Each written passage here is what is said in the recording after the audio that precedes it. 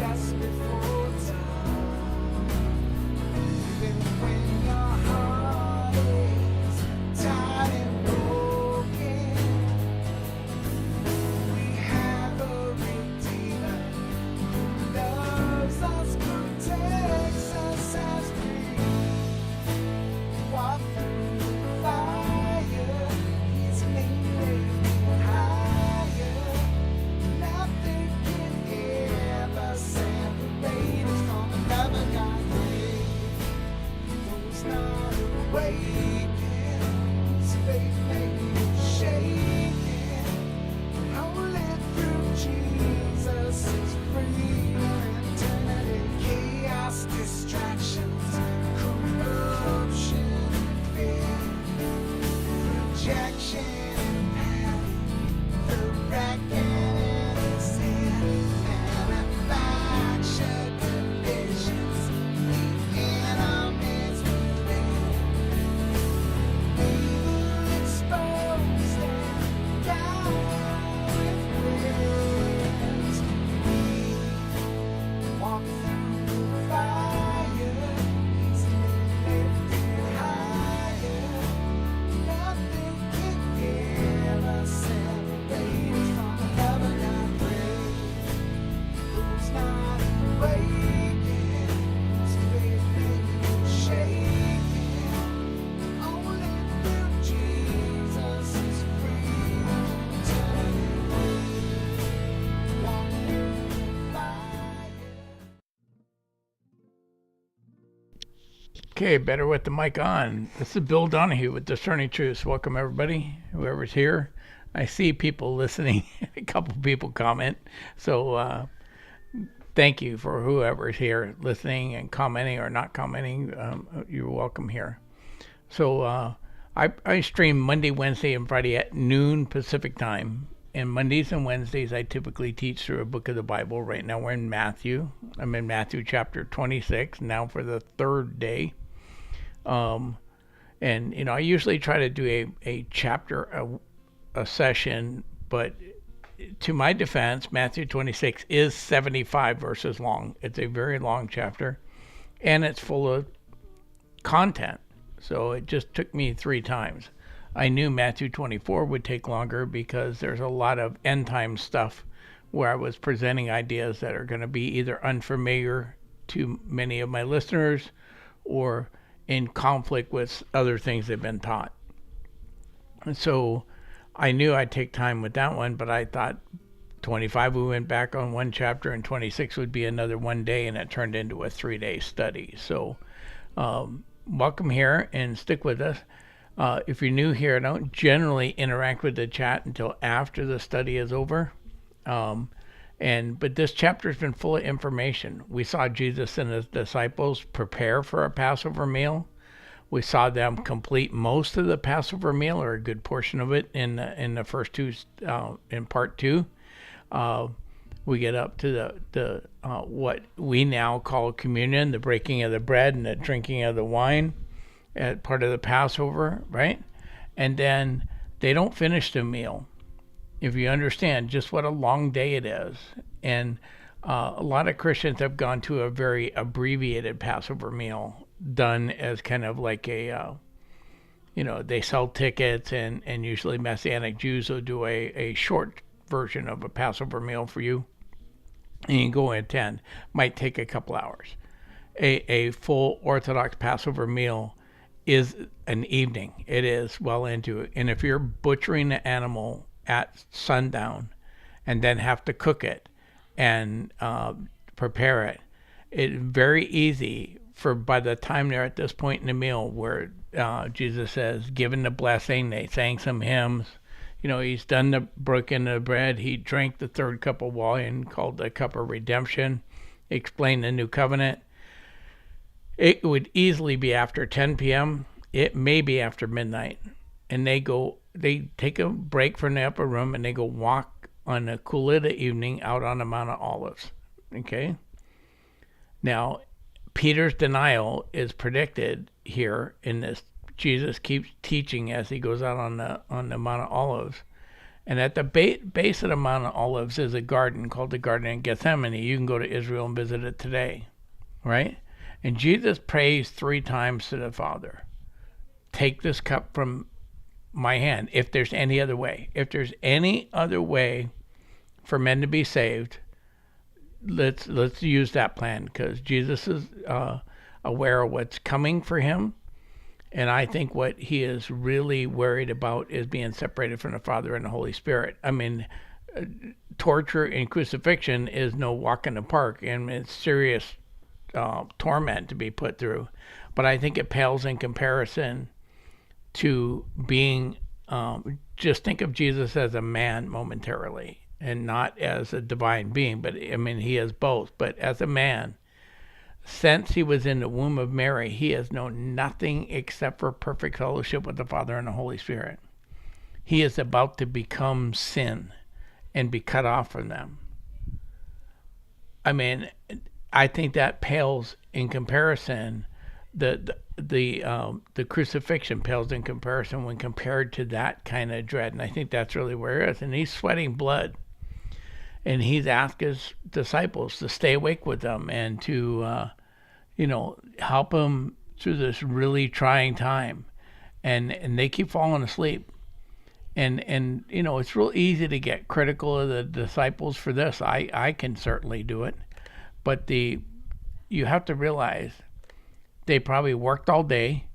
They butchered the animal. They cooked. They've been drinking wine and eating and singing. It's very late in the evening.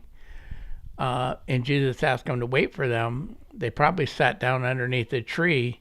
And, your eyes are going to get heavy at that point. And so that's where we're at. And Jesus had been there. He's now come back the 3rd time to them to wake them up.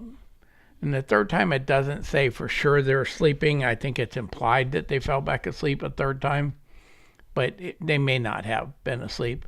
But they're certainly not aware of their surroundings because they don't know Judas has shown up. Okay? And he's talking to them, and he says, while he was still speaking, Judas came, one of the 12, and with him a great crowd with swords and clubs and chief priests and the elders of the people. Now the betrayer had given them a sign, saying, the one I kiss is the man, seize him. And he came up to Jesus at once and said, greetings, Rabbi, and he kissed him. And Jesus said to him, friend, do what you came to do. And then they came up and laid hands on Jesus and seized him. Okay? And so, and if you're new here, I catch my spelling errors, at least most of them, live on air. For whatever reason, I cannot proofread my own stuff. So often when we hear the story of the arrest of Jesus, we think that Judas came with some temple guards and arrested him, right? And temple guards are clearly part of this group, right? But Matthew clarifies that there was a great crowd with swords and clubs. This is a mob showing up, right? And they're looking to exact mob justice on Jesus, but they don't even know what he looks like. They've just heard about him. Some of these people, Judas has to say, I'll kiss the guy that you're looking for, right? And I explained during the meal what's called the sop, when it talks about he whose hand, when he identifies Judas as the one that dipped with him. It's the sop in the Passover Seder, right? In Jewish tradition, you're to make the sop, but you don't eat it yourself. You kiss it and then you give it to somebody you love. And implied in the text, if that was part of the Passover meal at the time of Jesus, and we're not 100% sure, but I think it's very likely it was, then Jesus has just shown his love towards Judas in that act at the Passover meal with the kissing of the sop. And then Judas is going to flip that around by betraying Jesus with a kiss. The irony here is pretty thick, right? Of what's happening. That Jesus showed love with a kiss and Judas betrays him with a kiss. And that's, what do you call it? What's going on? So the love of God's radical by any human standards. Okay? Jesus was a perfect expression of that love. And a man who Jesus had chosen, loved, taught, fed, and poured himself into had just betrayed Jesus. But in his reply, Jesus still calls Judas friend. Just think of that. This guy is, it's like one of your best buddies just stabbed you in the back and you still call him friend. That is the radical love of God. It's unbelievable. And it's one thing about being stabbed in the back in life. The only people that can do it to you are people that can get close to you. You know, when you feel the metaphorical knife going into your back, if you turn around, the hand on that knife is going to be somebody close to you. Perhaps a family member, a close friend, a pastor, or a trusted confidant. It's very easy to let those betrayals make us bitter, but Jesus expressed radical love towards Judas, even while he was in the act of betraying Jesus. That just blows me away. That love of God, the radical love of God, is just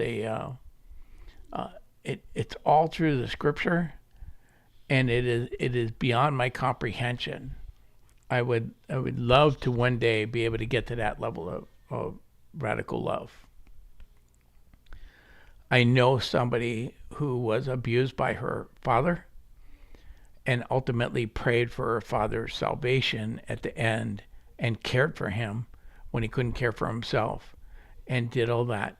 And, you know, I'd have walked that man into hell, right? You know, and, but I watched a woman who loves God desperately express that kind of radical love. So I know it's possible for us humans to do it. I just haven't gotten there yet. Maybe I'm not mature enough to show that level of radical love. And in the next verses, it says, "And behold, one of those who were with Jesus stretched out his hand and drew his sword and struck the servant and the high priest and cut off his ears. And then Jesus said to him, 'Put your swords back into place, for all who take the sword will perish by the sword. Do you think that I cannot appeal to my Father, and he will not at once send more than 12 legions of angels?'" Okay? Now, 3 Gospels leave the identity of this disciple, this follower of Jesus, who drew his sword. They leave him unstated. But that's why we have 4 Gospels, because John fills in the detail. In John 18:10, John tells us that disciple is Peter. And so it's only by comparing the various accounts that you get all the details. One bit of detail might be in Matthew, and another one in Mark, and another piece is in John. And if you're old enough to remember the old overhead projectors with transparencies that you used in school, think about each gospel like a transparency, and it lays down.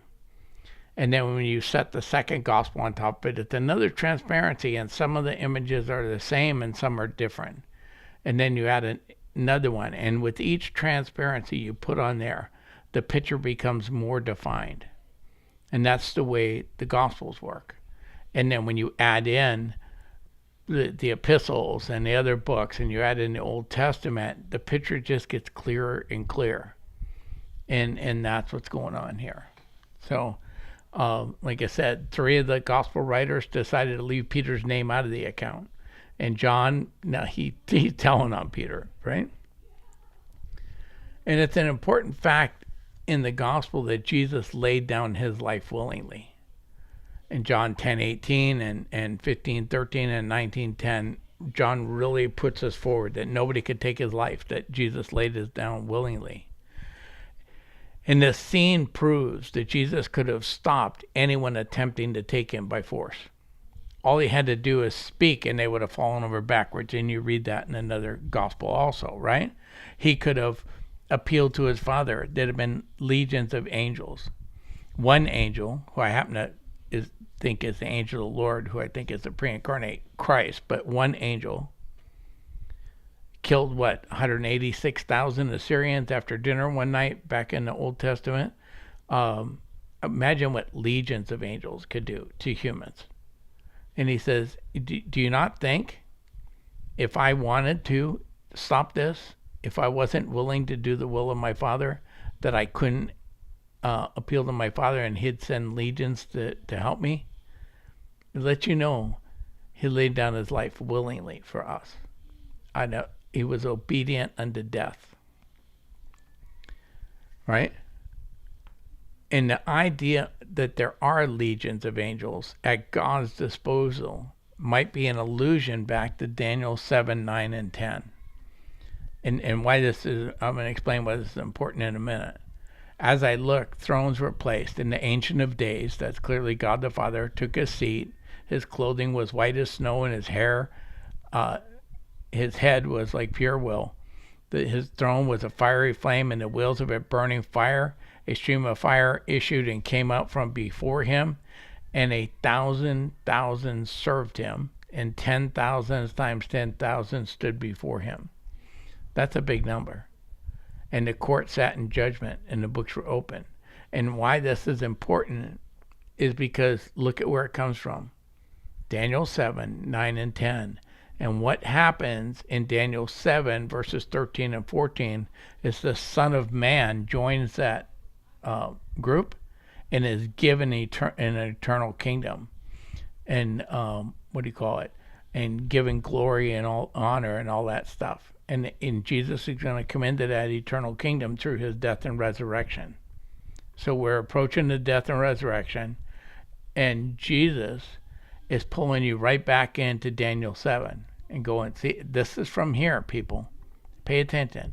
And that's when I go out of my way to show you instances of what's called intertextuality, where the New Testament alludes, quotes, paraphrases, makes allusions, or pulls echoes from the Old Testament.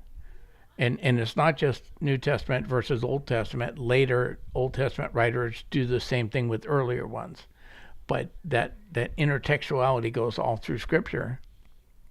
And the reason it does is the Holy Spirit's the author of all Scripture, right? And so Jesus continues, but how then should the Scriptures be fulfilled that it must be so, right? At the hour Jesus said to the crowds, have you come out against the robber with your swords and clubs to capture me? Day after day I sat in the temple teaching, and you did not seize me. But all this has taken place that the Scriptures of the prophets might be fulfilled. And then the disciples left him and fled. Okay?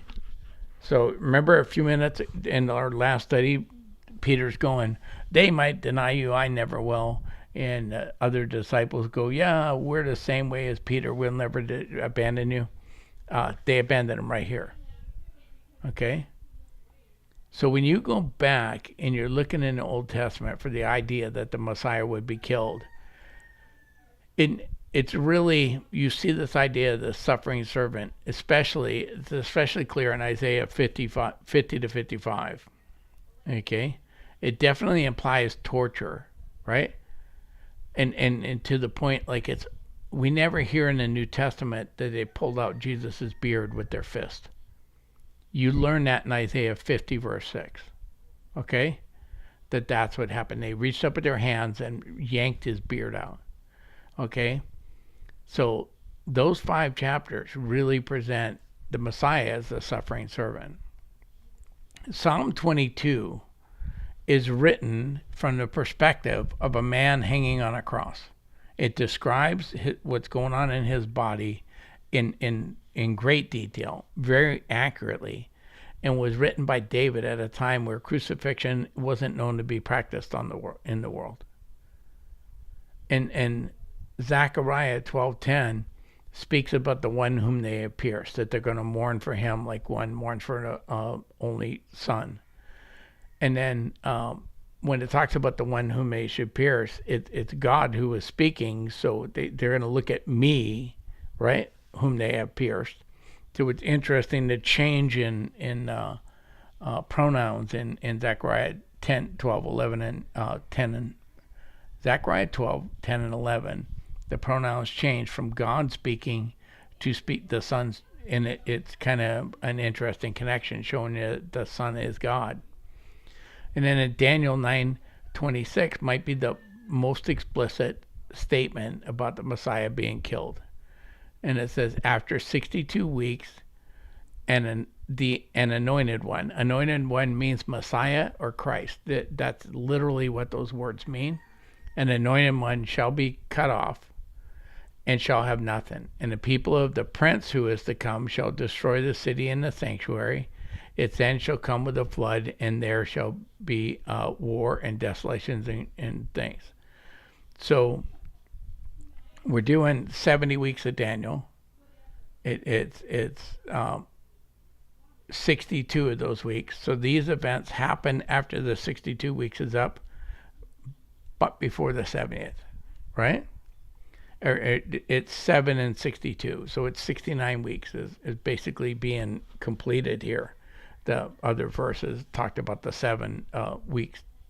And so we're at 69 weeks, and after the 69 weeks, the Messiah is cut off. And when you look at cut off in Strong's, sorry, I got somebody calling me here in the middle of my show. Strong's for the cut off means karath, and it can mean to cut, like cut a covenant, to kill or destroy. So in Daniel 9:26, you have probably the clearest statement that the Messiah is going to be killed.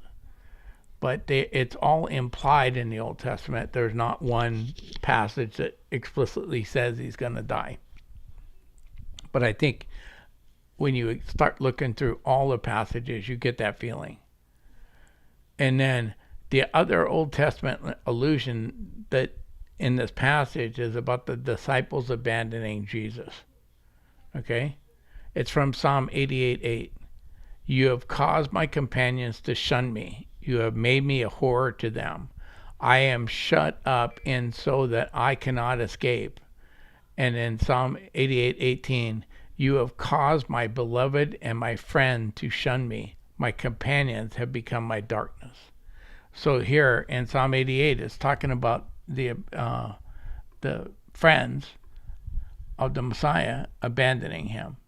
And that's fulfilled here in when they flee from him in the garden, and it's going to continue being fulfilled throughout the night. Okay. Then those who had seized Jesus led him to Caiaphas, the high priest, where the scribes and the elders had gathered. And Peter was following them at a distance as far as the courtyard of the high priest, and going inside he sat with the guards to the end. And now the chief priests and the whole council were seeking false testimony against Jesus, that they might put him to death. But they found none, though many false witnesses came forward.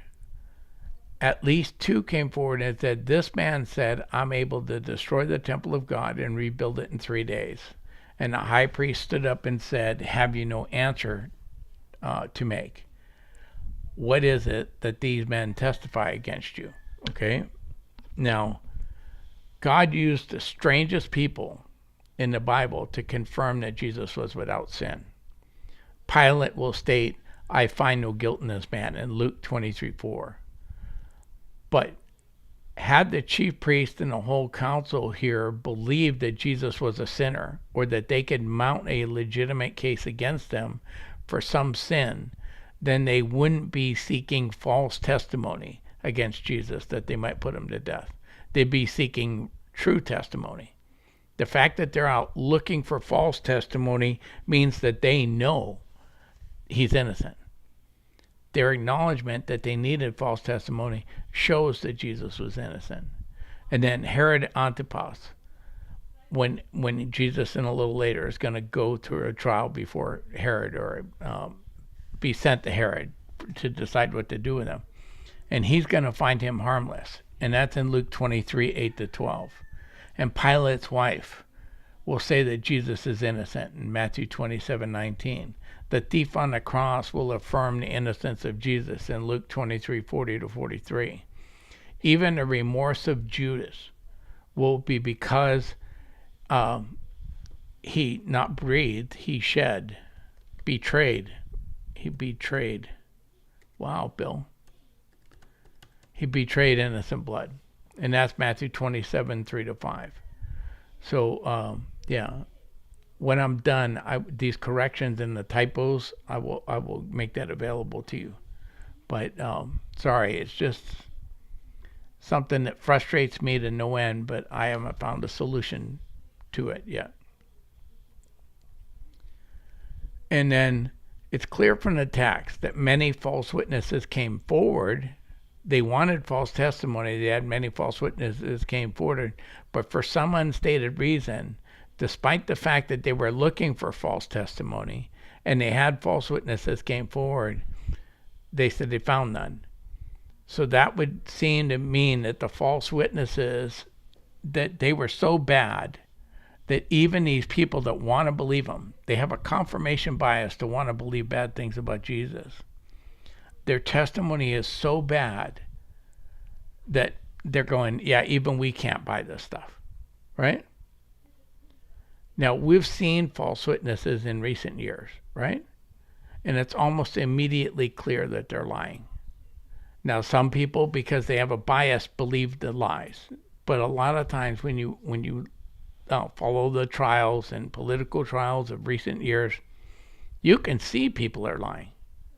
And they're not even like, it's such an obvious lie, it's amazing that anybody believes it. Or you see people on the news and just go out and state lies that are easily provable to be lies. And, it's the way things happen. But apparently these liars were so bad about their lies about Jesus that even the chief priests that wanted to find something bad about Jesus are going, yeah, that doesn't count, right? But then they come up with something that's close to a statement that Jesus actually made. Not as exact statement, but close, right?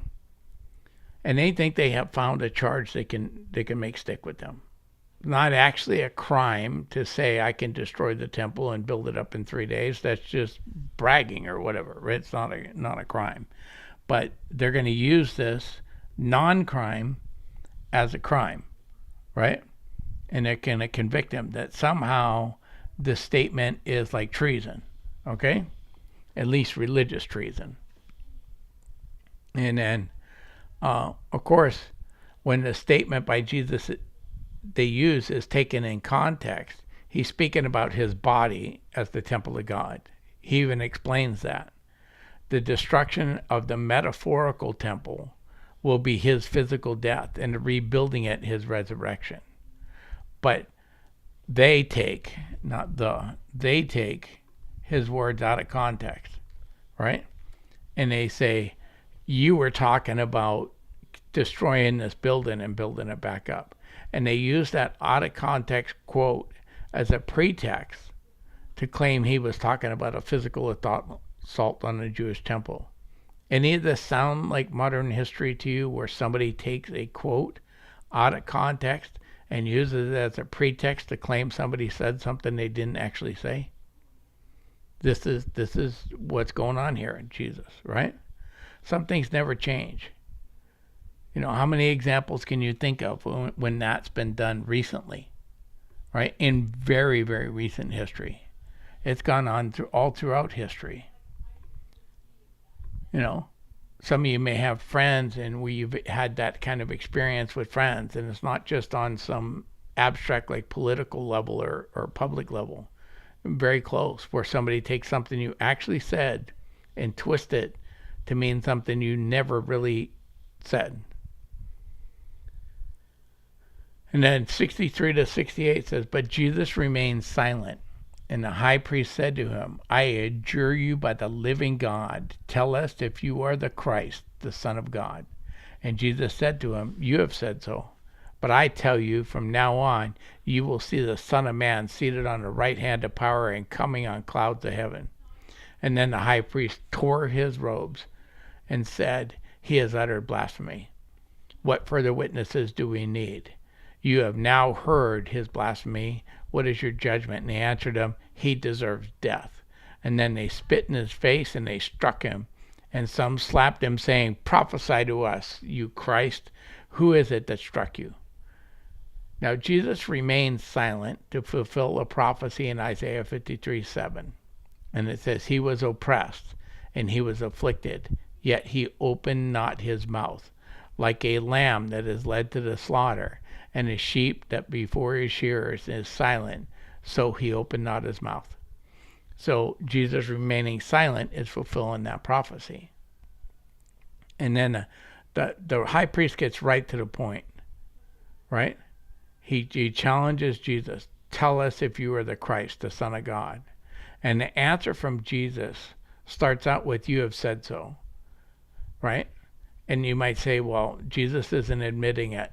But watch how he continues the answer. You have said so, but I tell you, from now on, you will see the Son of Man seated on the right hand of power and coming on clouds of heaven. This, again, is a paraphrase going back to Daniel 7:13. Remember, we were in Daniel just a few minutes ago. In these very verses, Jesus is bringing them up again. He's identifying himself as the Son of Man, seated at the right hand of power and coming on the clouds of heaven. He said, yeah, I may not be in that position right now, but you're going to see it soon. And Jesus is identifying himself. And if you didn't catch that blasphemy, you can watch the Jews and their reaction, because they catch it when he says things they consider blasphemous, right? Because sometimes, most of us are Westerners. We're not Jewish. We didn't grow up Jewish. Don't have that culture. We're definitely not first century Jews, right? And we don't catch everything that Jesus is saying. And that's why I keep trying to get you into intertextuality and understanding how often they're using the Old Testament. And we don't catch the things like saying I'm the Son of Man sounds like you're saying you're a human, right? And he says stuff that we don't consider blasphemous. It doesn't sound like blasphemy to us, but they do. And understand this. We do it, and I don't know how I lost something. Oh, Jesus isn't saying I never claimed to be the Christ, the Messiah, the Son of God. That's you who said so. And I've seen, not I'm seen. I've seen, wow,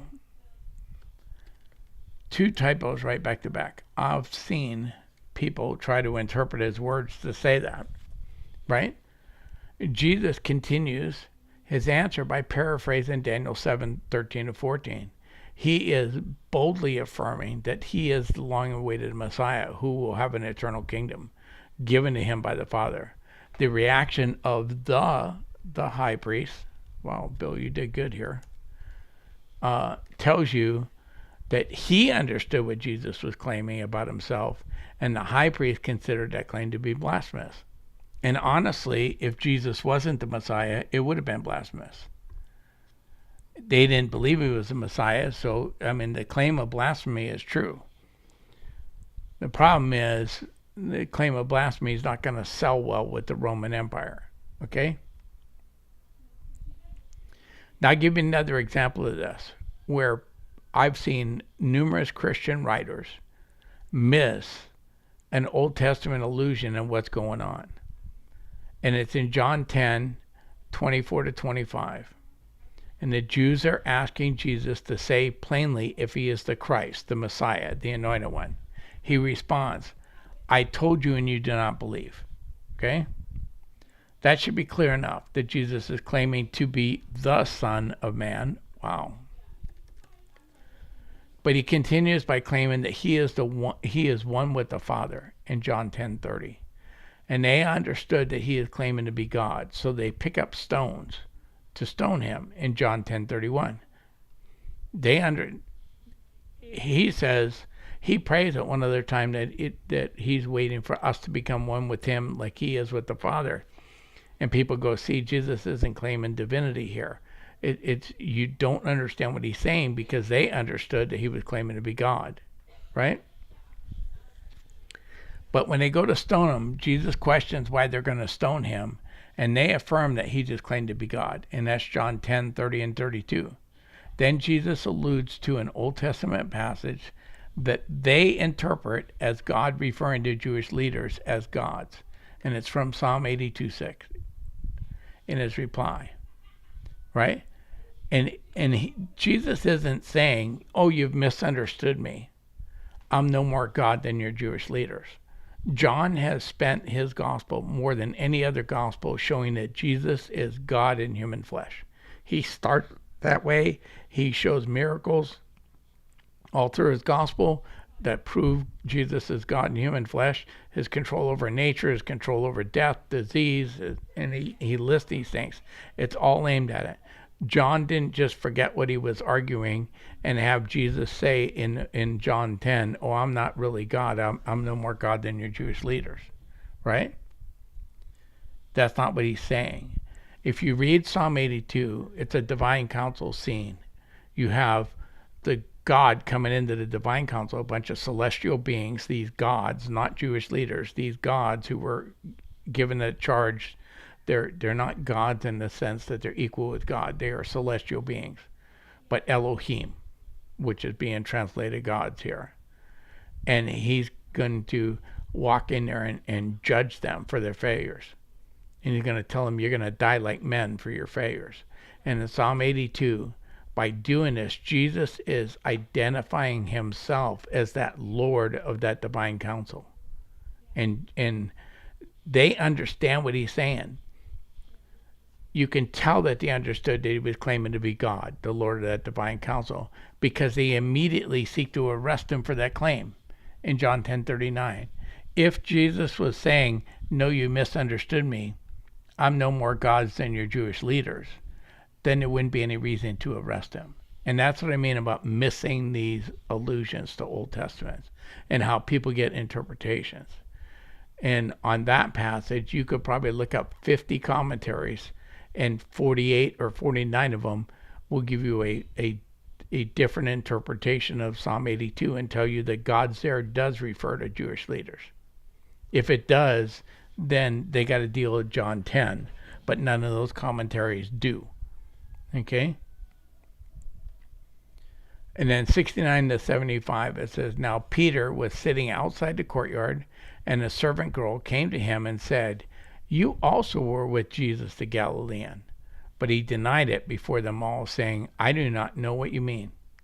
And when he went out of the entrance, another servant girl saw him, and she said to the bystanders, 'This man was with Jesus of Nazareth.' And again he denied it with an oath, 'I do not know the man.' And after a little while the bystander came up and said to Peter, 'Certainly you are one of them, for your accent betrays you.' And then he began to invoke and curse on himself and to swear, 'I do not know the man.' And immediately the rooster crowed. And Peter remembered the saying of Jesus, 'Before the rooster crows, you will deny me 3 times.' And he went out and wept bitterly." Okay? Now, part 2, we saw that prophecy about Jesus doing, or Peter doing it. They've just arrested the man Peter believed to be the Messiah. Messianic expectations in the first century were that the Messiah would be a conquering king. They expected Jesus to overthrow the Romans. He's now been arrested. It looks like they're going to kill him. A couple of hours ago, he was professing his willingness to die rather than denying Jesus. But being put to the test, Peter shifted to save your own butt, right mode. And people never know how they're going to react to the threat of death until they experience it. You never know what you're going to do. You know, Peter hadn't yet been arrested and threatened with death, but he can see the writing on the wall, and he is distancing himself from Jesus as fast as he can.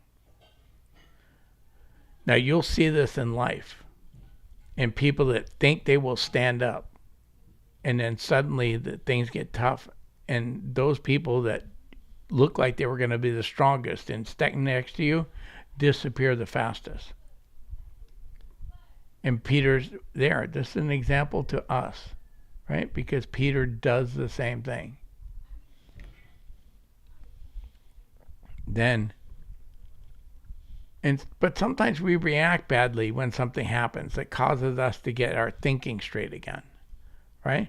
For Peter, it was hearing the rooster and remembering what Jesus said, because he was heading away from Jesus and hiding and denying him and doing that. But Peter's realized what he's done.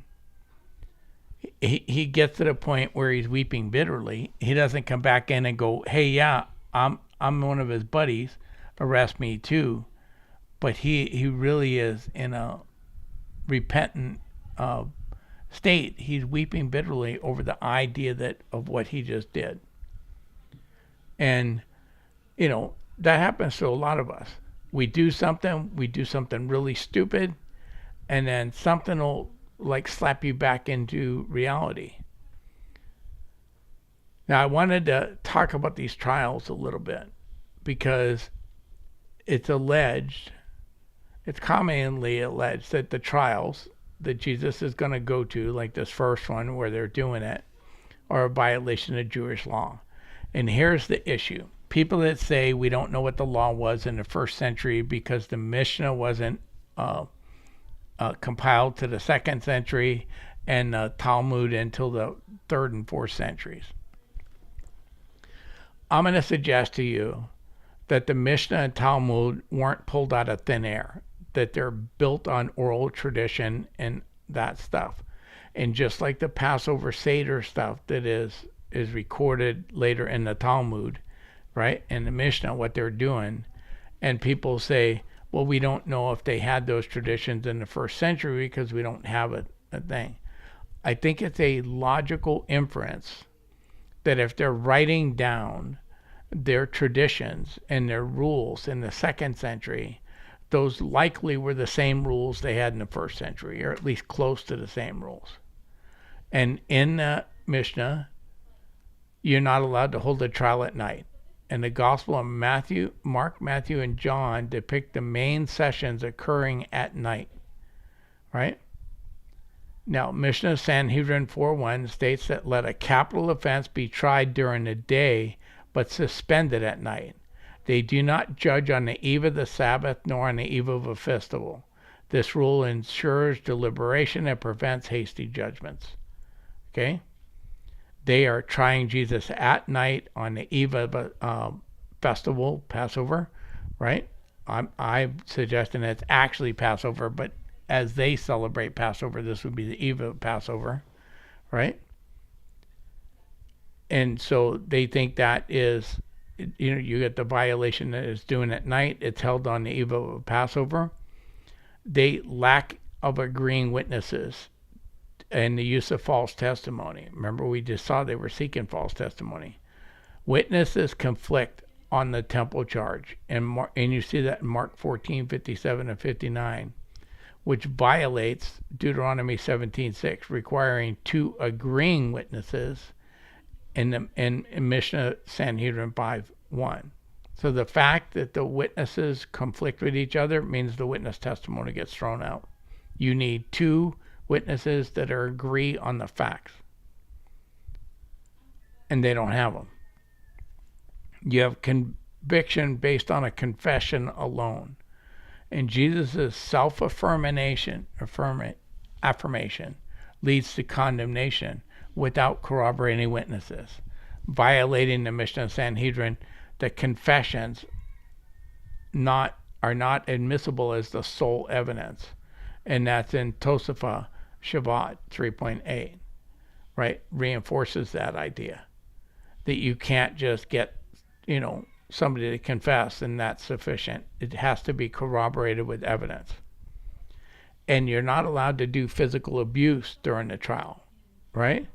You've seen they spit on him, they hit him, they did the physical abuse by the council, spitting and striking, which you see in Mark 14:65, violates the Mishnah rules against mistreatment. So all of these things suggest that the trials that Jesus is going to face over the night through the Jews are all illegal according to their own standards. They're willing to break all their own rules to get at Jesus, right? And this is kind of telling that when people are willing to violate all rules, all laws, or whatever, just to get what they want, it's a good indication that what they're asking for is not legal. What they're asking for is not just. So if you're new here, it is my practice when I finish a study is I'm going to put on a song. I'm going to go read the chat, see if there's any questions I can address, any comments that need to be spoken to. And after the song, I'll be back and talk to you again. Okay?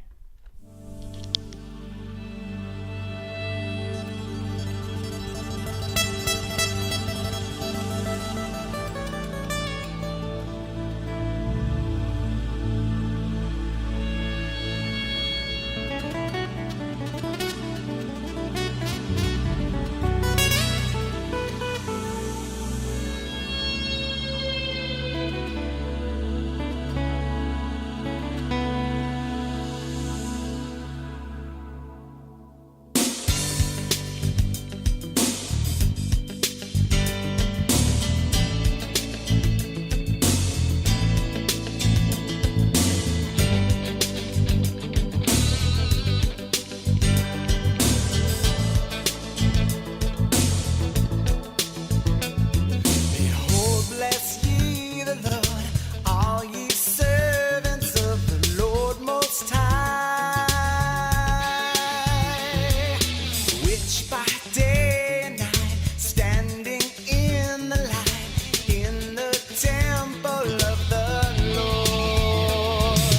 I fall down on my knees, I will bless the Lord. I lift my hands to you.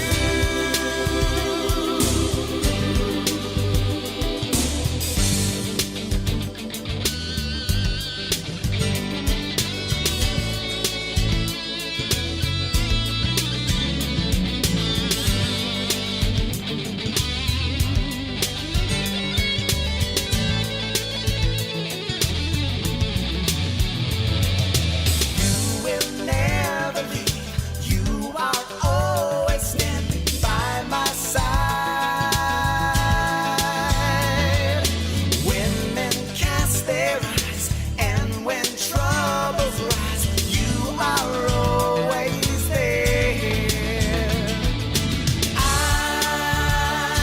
fall down on my knees, I will bless the Lord. I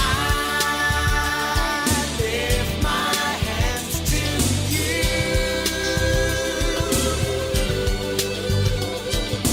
I fall down on my knees, I will bless the Lord. I lift my hands to you.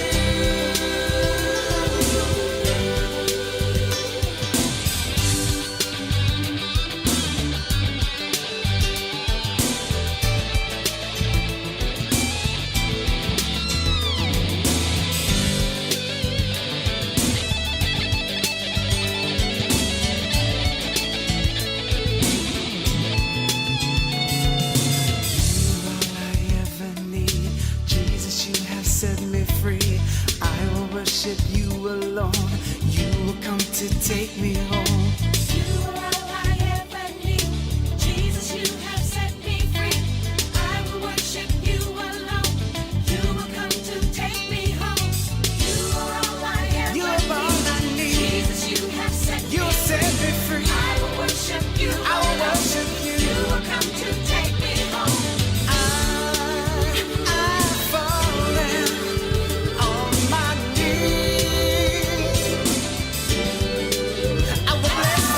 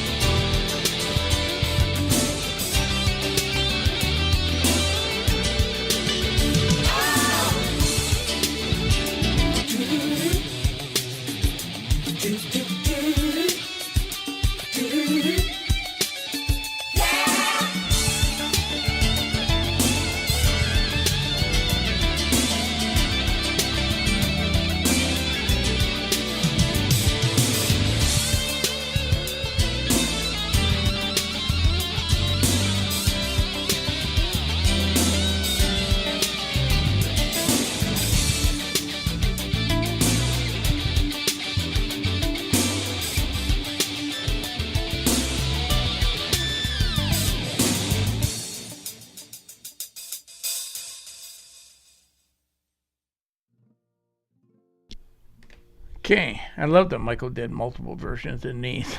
I kind of like them both. I don't know what's happening, but so it's good. But I don't normally do prayer requests here on this thing, but this one touched my heart. Stacks, for your nephew, we do lift up in prayer. And we ask Father, just thank you, touch his nephew and help him. If there's any justice in this world, the people that push the jab are going to be held accountable. I don't know if it'll happen in this world or the next, but the damage they did to so many people, including death and other damage, weakening people's hearts, is I just beg for the day that people are held accountable for that, and that something gets there. But we know we worship a God that heals, and I ask that healing come to your nephew. And then Neil, yeah, it's none of us can see all the streams we want to see, so I understand when you're not always here. And to do that, I don't make all your streams. I can't. I don't get all Michael's streams. I catch a lot of them on replay. People, Revolver, I'm almost never in Revolver's chat live, right? I catch his replays, but I don't get them all. We all have lives. We have other stuff to do. So yeah, I totally understand that you haven't been here for some of the recent studies. But if you're going to be in Matthew, it could be helpful. Right, we'll see. I hadn't really done First and Second Chronicles, so it was pointing you to my studies and for what you've been doing so far. But yeah, I'm always happy when we see Neo here. So I just, I'm hoping this is bringing the chapters to life for you, and that you're getting something out of this, and that it's helping you get a fuller understanding of the Bible. That's my goal here, right? My goal is to make you think more about the Bible, and to think deeper, and to embrace different ideas, and to critically think about those ideas. Some ideas I look at and I find out after looking at them that they were a dead-end rabbit hole, that they go nowhere. Other ones are important. So if you like what you heard, I teach Monday, Wednesday, and Friday. I'm Discerning or Donahue Pop on most platforms, right? Rumble, X, D Live, and Donahue Papa. I am Monday and Wednesdays. I'll be in Matthew till we finish, and then I'll pick another book, and we'll move on to that book. And then on Fridays, I do things that are related to Christianity, sometimes only tangentially related. On Pilled or Foxhole, I messed up Donahue Papa, so I am Bill Donahue there. And when I went to YouTube, I couldn't get Donahue Papa, Discerning Truths, Bill Donahue, none of that. So after about 10 attempts at names, they suggested Discerning Truths 534. Doesn't really roll off your tongue, but if you can get in there, that's a good place to find my stuff. And then you just heard me commenting with Neil. I love Neil. I love what she does. And she teaches usually 5 days a week. And she started in Chicago, so she broadcasts out of Central Time, even though she's currently in Canada. And for the foreseeable future, until they become the 51st state. No, just kidding. But hey, you never know. Alberta may beat the rest of the provinces out of Canada. But on Tuesdays, I join Neil. And if you go back and listen, Tuesday we went really long. That conversation, we started out in 1 Chronicles 29, and then, wow, did we go on some rabbit trails. It was a fun conversation. We could have kept talking for another hour and or longer. But check out Neil, 5 days a week. Foxholers are home. She's also on Rumble and D Live and Cloud Hub and Axe and all that. But Foxhole's where the action happens on Neo's chat. And if you go over there and you see her, as I explained in the study, I typically find my typos live. I can proofread my stuff 4 times and read right over them, and then I go live and they pop off the page at me. But I will fix those typos create a PDF, and I'm going to upload my slides, all my slides, to Discerning Truth group on Telegram. You can download it, have all my references right there, right? It's easy.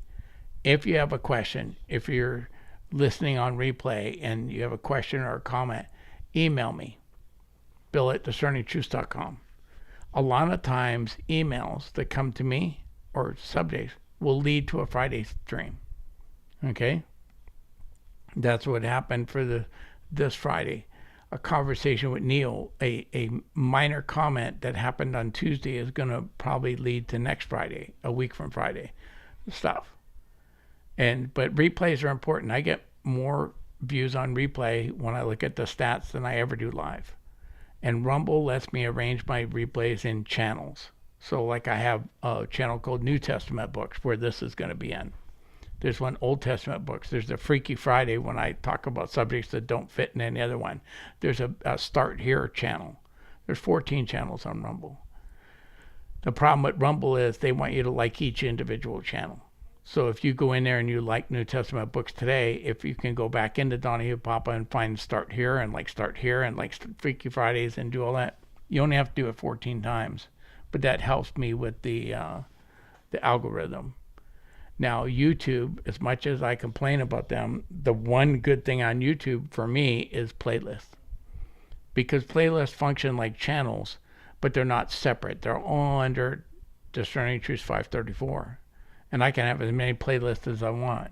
So I have a individual playlist for the book of Matthew. It's not lumped in with all the other New Testament books. Matthew has a playlist. John does. 1st, 2nd, 3rd John. Each one has a playlist. Very much organized. And so if you like Discerning Truth 534, you don't have to like all the playlists. So I don't know how many are on YouTube right now. There's probably 40, right? There's quite a few of them on the playlist. So that's helpful. And you do it. I always promote my good friend Michael Beatty, California, out saving the world. Michael normally prays for the nation when I get off the air, like right now, on Wednesdays. But Michael's traveling again today. I'll let him and Dilly tell the world what's going on when they're ready and in their timing. But just trust me. Things are excellent things are happening for them, and for this is opening doors that only God could have opened, and it's been amazing. But he also teaches Monday to Friday in the morning, and right now he's in Lamentations, right?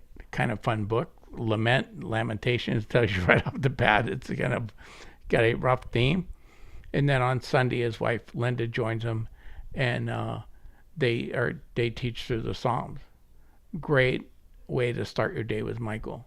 Little music. He does a lot more interaction with the chat, short Bible study, and then praise. And so you look up California, find him on one of the platforms, and just follow him. It's a good thing to do. And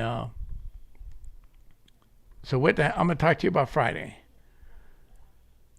I got, a couple weeks ago, a video got sent to me by Amy Jo, and it was about the formation of the canon and stuff, and I didn't have time right away to listen to the video. A lot of people send me videos. I don't often have, especially if it's a long video. I got to set aside time to go listen to those and to see what's happening. So it took me a while to get to her video, and I was listening through it, and it had a lot of good information.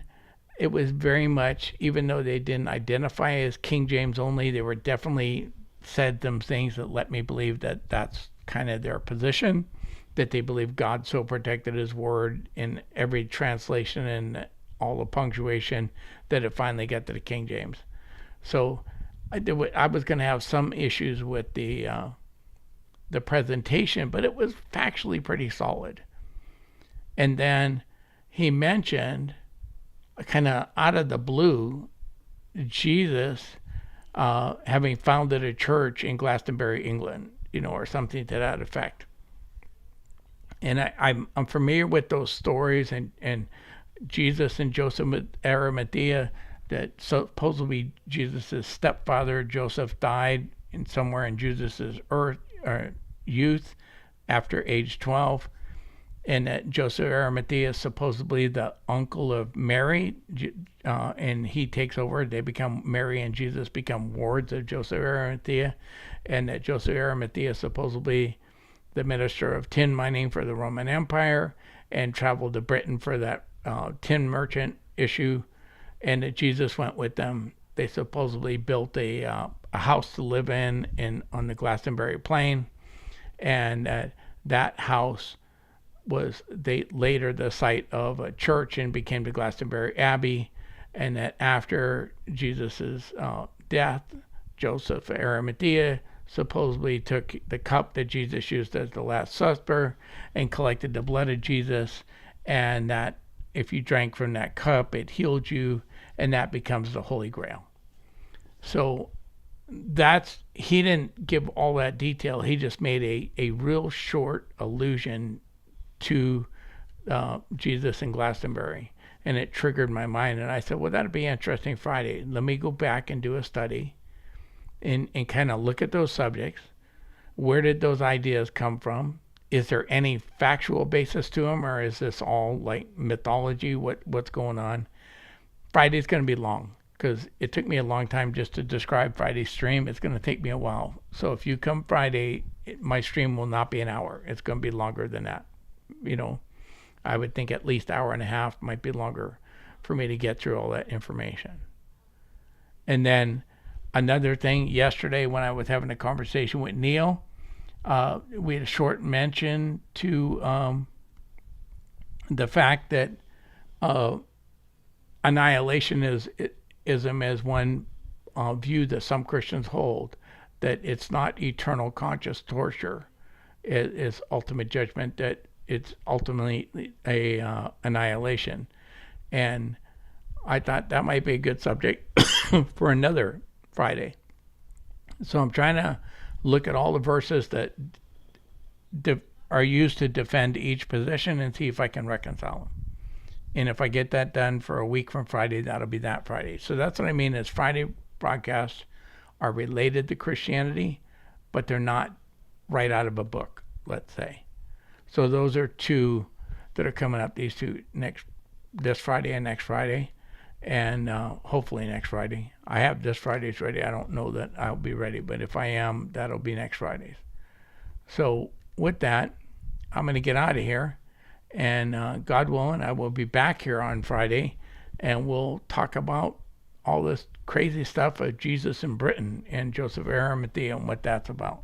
So God bless you all, and hopefully see you then.